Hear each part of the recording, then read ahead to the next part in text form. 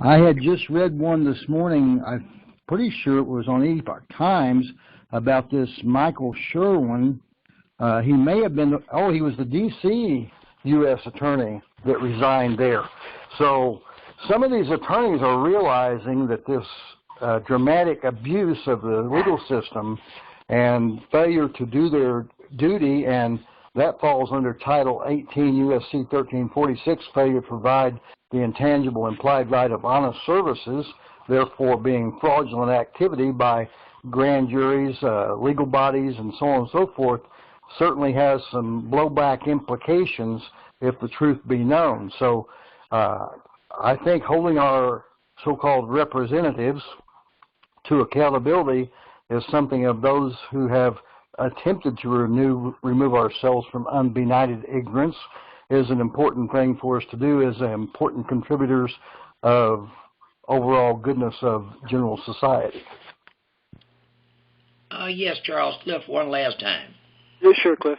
Okay, now, for the record, they may be beating a dead horse because nobody to me is sharper than Trump when it comes down to maneuvering.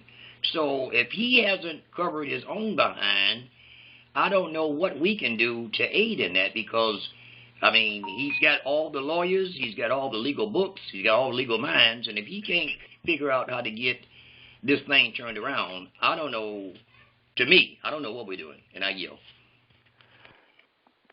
My goodness.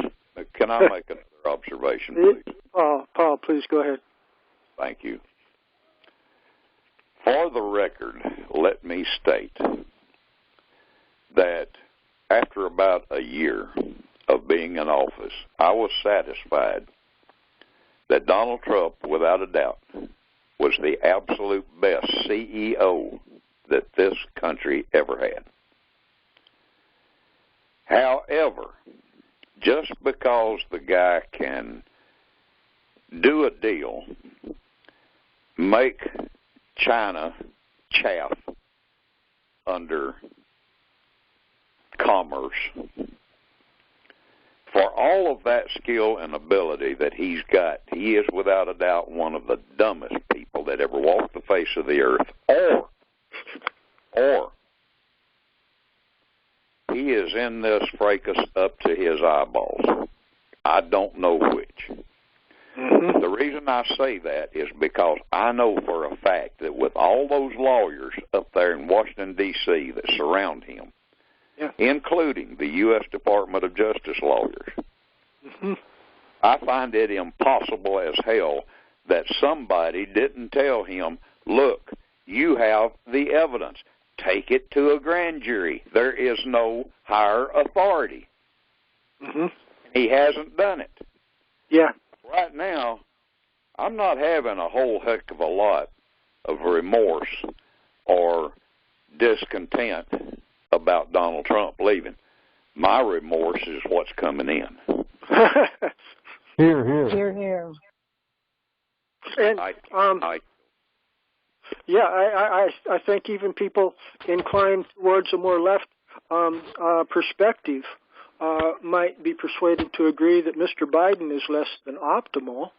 I would suggest that maybe we can do a complete, if we get our own trial jury going in response to Paul's complaint before our court, maybe we could suggest that not only is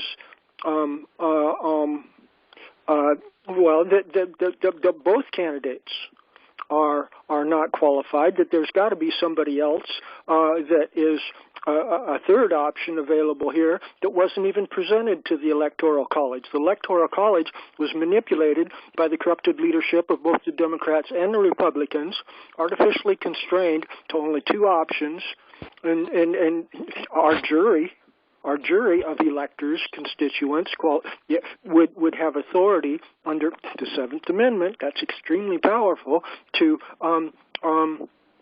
suggest a third option, whoever we might decide on, for being more appropriate to fill the chief executive office there. Just thinking out loud. May I add a little on this one, just Chris? Yeah, Chris.